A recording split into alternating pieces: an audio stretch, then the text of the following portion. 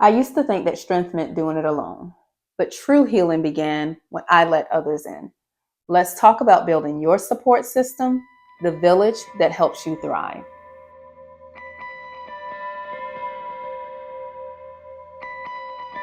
Hi, everyone. Welcome back to my channel. If you're new here, I'm Zacovia and I wear many hats, many titles. But the reason that you're probably watching this video is the fact that I am a breast cancer survivor. And I like to talk about things that a lot of people don't talk about as it relates to going through a cancer battle.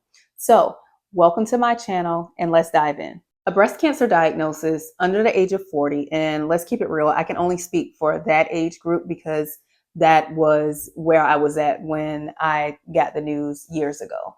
But going back to what I'm going to say, a breast cancer diagnosis under the age of 40 can be very isolating. You will have people that will show up to support, like they will show up and show out. And you will have some that will drift away.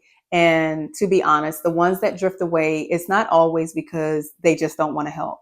A lot of times people don't really understand what you're going through and they don't understand everything that comes with it. So they don't really know like the type of support that you need, or they don't know how to support you. So we can't knock those that drift away because again, trust me, not everybody is like, oh, I just don't want to help her. They don't know, and they don't know what they don't know.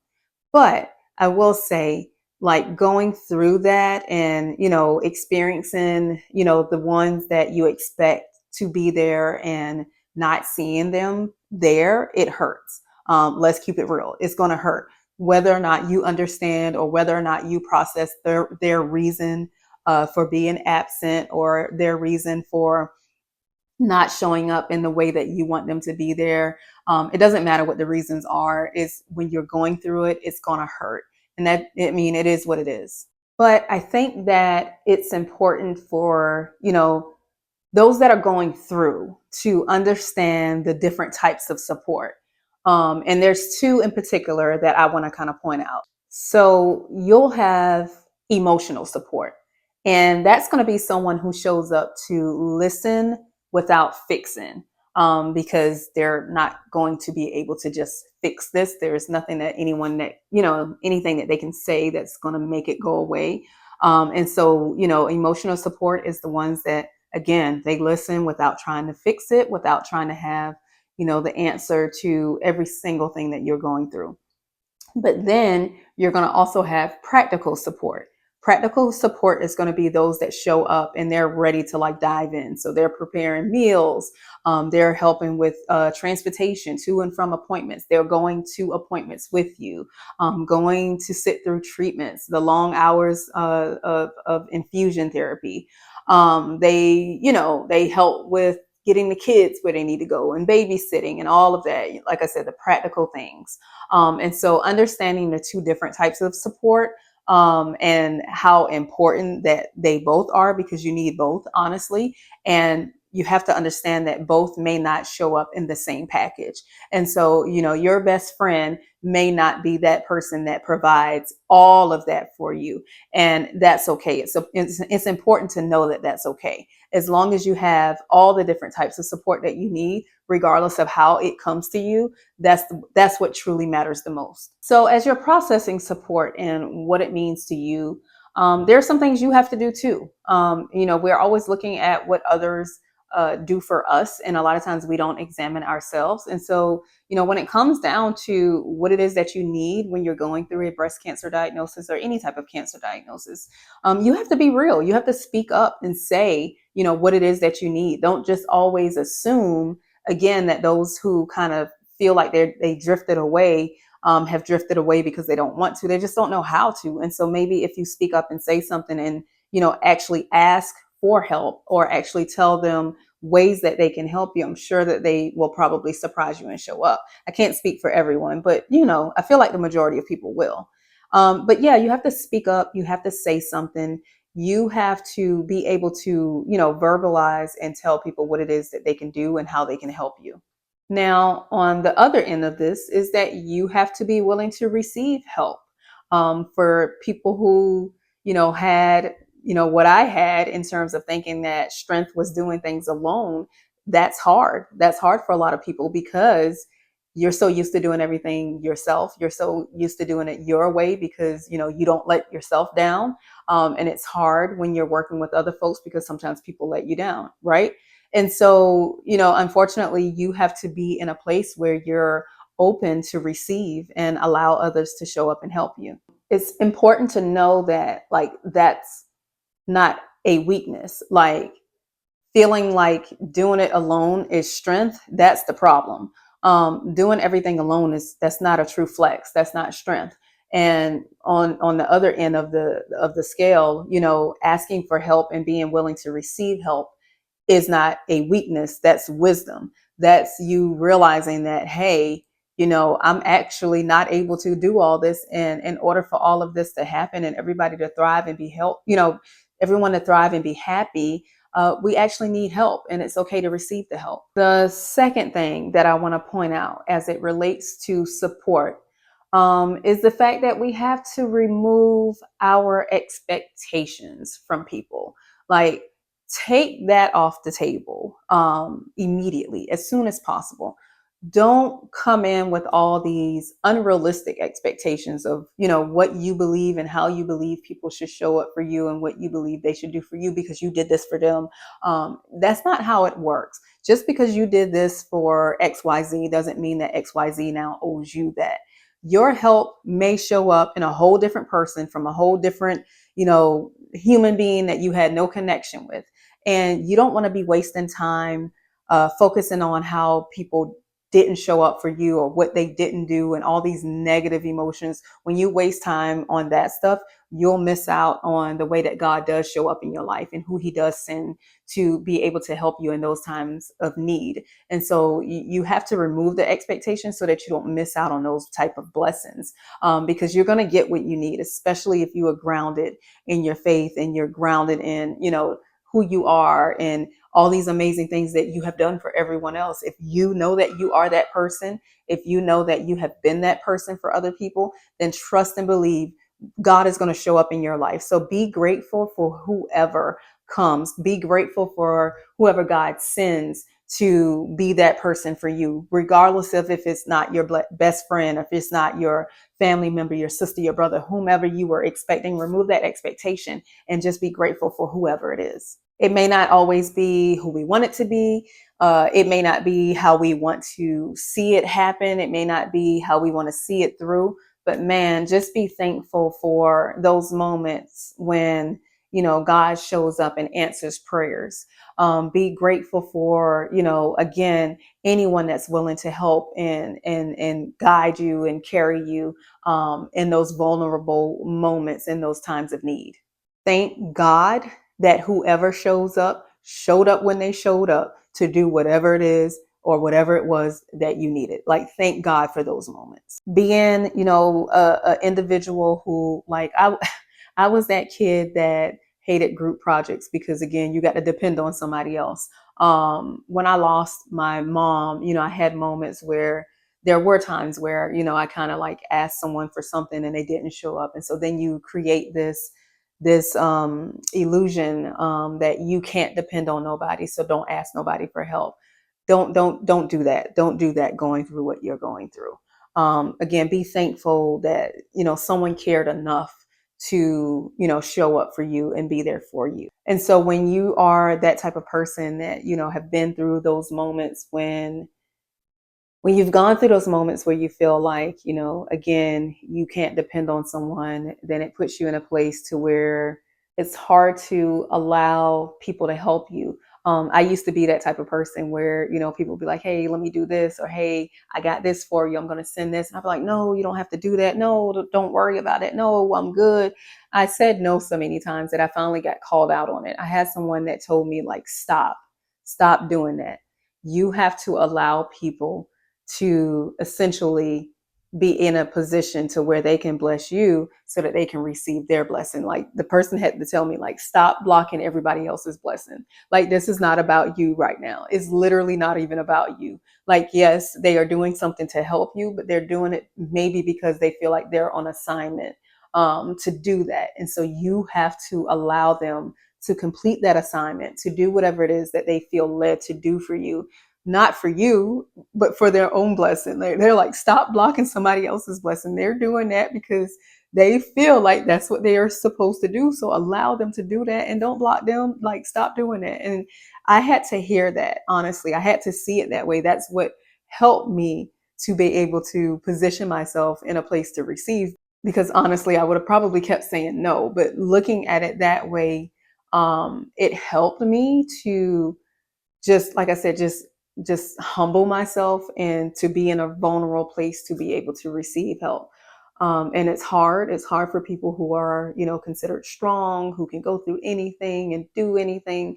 It's hard to be in a place of vulnerability like that where, you're just allowing people to serve you, to help you. But it's important to be able to do that. I think that's the true flex. I think that's the true gift. Of course, you don't want to abuse it. And so, I feel like people who are naturally, you know, kind of like hard to be able to do those type of things are probably the last people on earth that are going to abuse systems like that, or abuse help like that.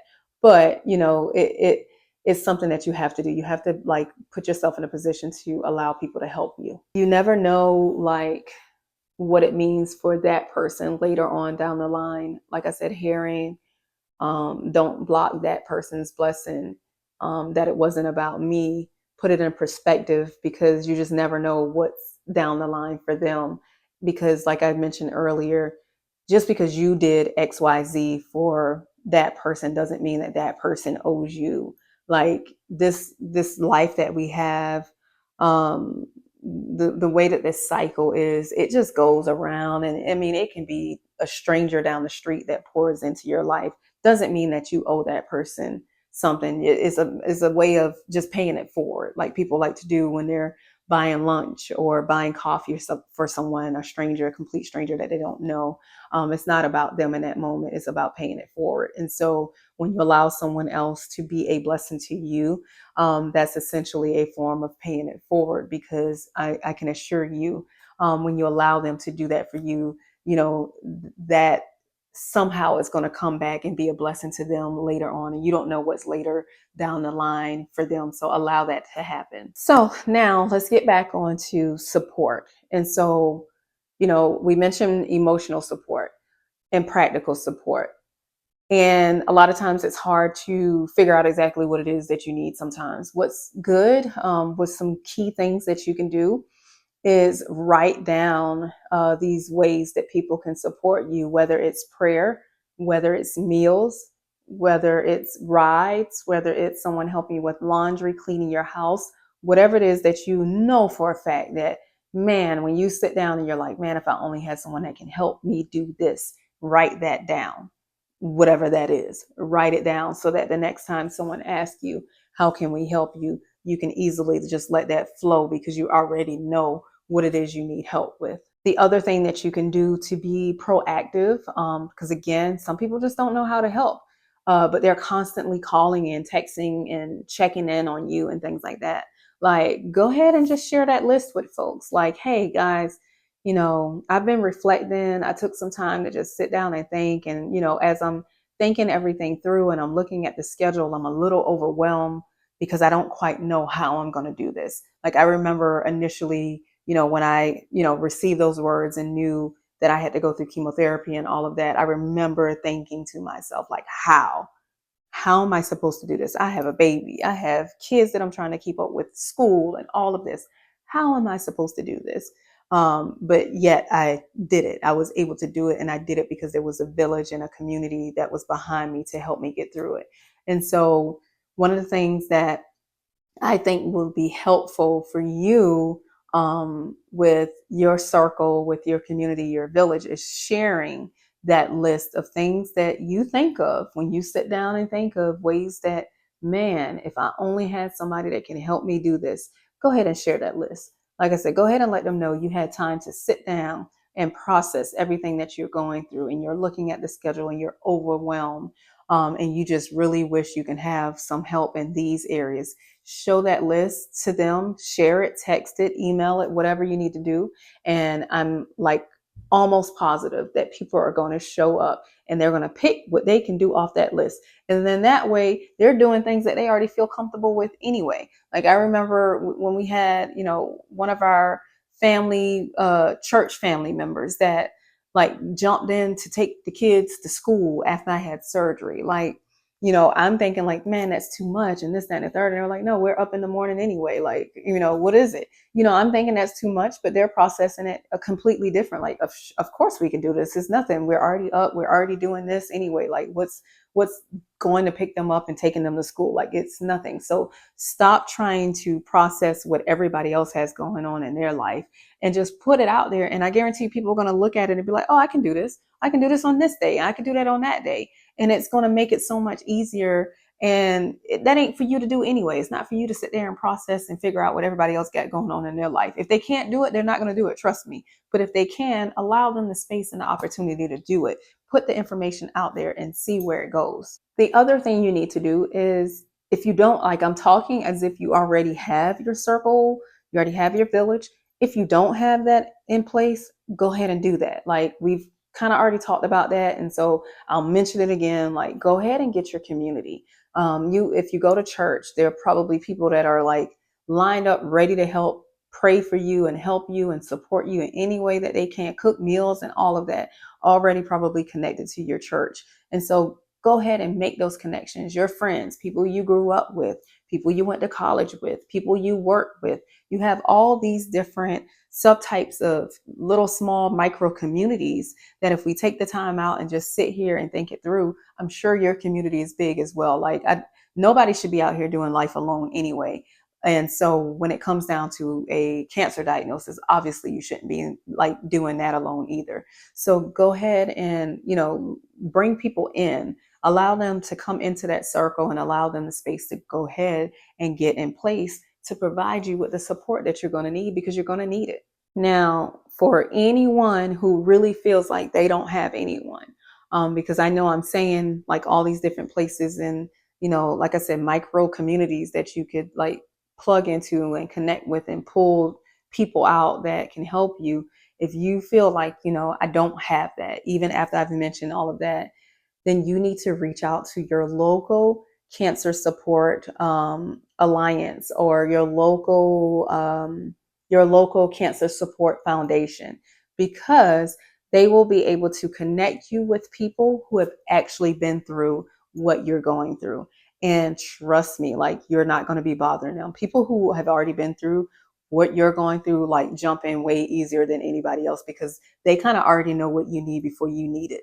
And so if you are struggling, if you're someone that's like, hey man, I just really don't have that type of support that you're talking about, then you go ahead and find it. You find it by starting with plugging into your local cancer support foundations and alliances that are in your community, that have people that are right there in your community, who I'm sure you would probably be surprised, because you never knew that they went through whatever it was that they went through, but they understand what you're going through. And so they're going to be ready to jump in to help you and support you with whatever it is that you need. So with all of that being said, you don't have to do this alone. You should not be doing this alone. Again, you should not be doing life alone, let alone going through a cancer diagnosis alone. So none of that should be alone.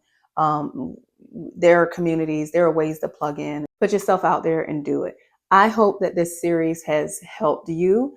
If this isn't for you, but for someone else, you're watching this right now, and you feel like someone else can benefit with all of this that I've shared in this series, share this with them. Please share this information with them so that they can get what they need out of it. All right, guys, thank you so much. And I'll be back with another series soon. I'll be letting you know what that's going to be. In the meantime, if you haven't checked out the previous video, go ahead and check that out now, and like, comment, share, and subscribe to the channel to stay in the loop. And remember, you got this. And until next time, peace.